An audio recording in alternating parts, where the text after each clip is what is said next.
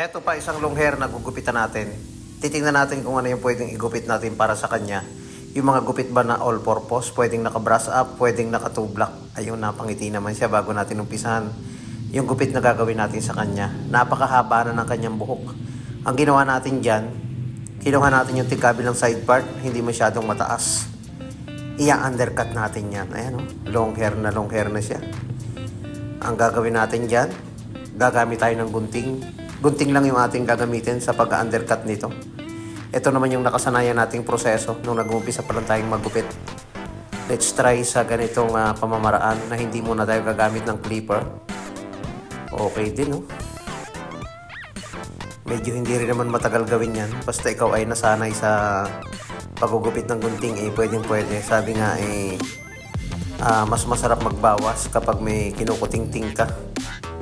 Napipil mo yung pagputol ng buhok kapag gunting yung iyong ginagamit.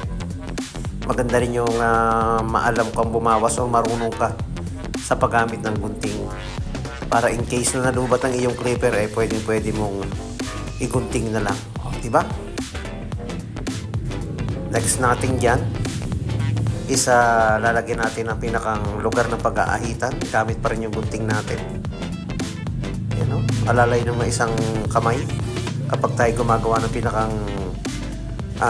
pinakang baseline sa lugar ng pag-aahitan, ipisan natin ng konti yung ilalim. Salamat kay Cons the Barber sa suklay na blue, ay napakagandang gamitin.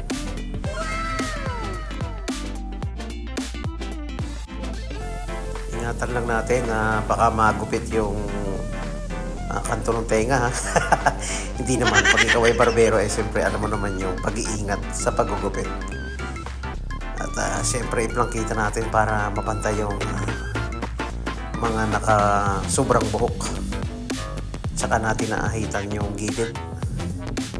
Para bago natin putulan yung ibabaw, okay na yung gilid.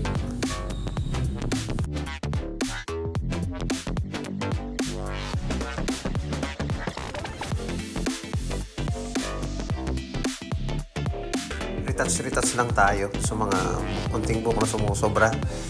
Tanggalin natin yung ipit. Siyempre dapat nating basain yan para hindi mahirap bawasan. Kapag ganyan kahaba, importante na napuputol natin ng maayos. Nasusuklay natin ng maayos. Kaya ating binasa muna bago natin pinutulan. Yun, no?